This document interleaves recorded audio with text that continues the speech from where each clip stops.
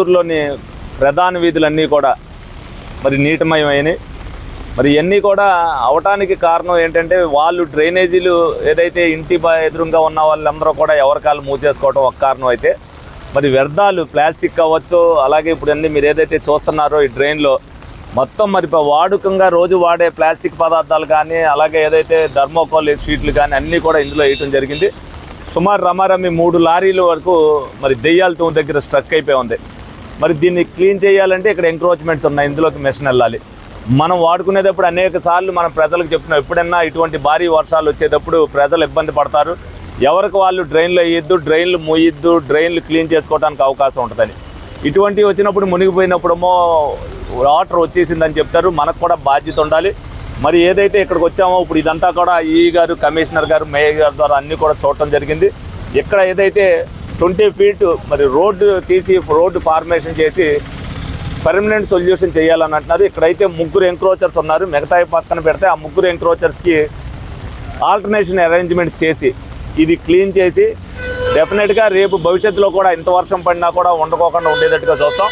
ఎంత క్లీన్ చేసినా కూడా మరి ఎవరైతే వాళ్ళ ఇంటి ముందు డ్రైన్లు వేసుకుంటున్నారో వాళ్ళు కూడా క్లీనింగ్ సెక్షన్లో ఆ డ్రైన్లో పడుకోకుండా వేయకోకుండా చూసే బాధ్యతను ప్రజలు కూడా చూసుకోవాలి. ఎందుకనంటే ప్రజలు అప్రమత్తంగా ఉంటేనే ఇటువంటివి జరగవు. మొన్న విజయవాడ వరదలు వచ్చిన ఎంక్రోచ్మెంట్స్ వల్ల ఏదైతే వ్యర్థాల వల్ల అన్నీ కూడా ఇళ్ళన్నీ కూడా మునిగిపోయినాయి. మన భవిష్యత్తులో మరి ప్రజలు పెరుగుతున్నారు, ఊరు పెరుగుతుంది. దీన్ని దృష్టిలో పెట్టుకుని ప్రజలు కూడా అప్రమత్తంగా ఉండాలి. ఎవరైనా ఎంక్రోచ్మెంట్స్ ఎదర డ్రైన్లు పూర్తి చేసేట్టుగా కడితే వాళ్ళు కూడా ఒప్పుకోకూడదు.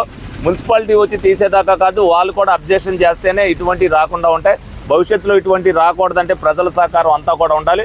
మరి ఇటువంటి వర్షాలు పడినప్పుడు మరి భారీగా పడితే మరి ఇంట్లో కూడా నీళ్ళు వచ్చినప్పుడు వాళ్ళు ఏవైతే ఇబ్బంది పడతారో ఆ ఇబ్బంది పడుకోకుండా ఉండాలంటే ముందు జాగ్రత్త తీసుకోవాల్సిన అవసరం ప్రజలకు కూడా ఉందని చెప్తూ, అలాగే మున్సిపల్ అధికారులు కూడా ఈ వర్షం వచ్చినప్పుడు ఇప్పుడు ఎక్కడైతే స్ట్రక్ అయినాయో కూడా వాళ్ళందరూ కూడా చూస్తున్నారు. భవిష్యత్తులో అవి స్ట్రక్ అవ్వకుండా ఉండటం కోసం ఇక్కడే కాదు ఇంకెక్కడైనా ఎంకరేజ్మెంట్ ఇంకో షెడ్ కానీ ఏదో ఉందని చెప్తున్నారు, అది కూడా తీసి వాళ్ళకు కూడా ఆల్టరేషన్ ఇవ్వమని చెప్తున్నాం. భవిష్యత్తులో ఉండకోకుండా ఇటువంటి నీటి అంటే ఇప్పుడు ఇక్కడికి వచ్చేసరికి పవర్పేటకి సంబంధించింది ఇక్కడ ఉంది, అలాగే రాంచంద్రపేట కూడా మొత్తం అంతా కూడా అక్కడ కూడా స్ట్రక్ అయిపోయి ఉన్నాయి.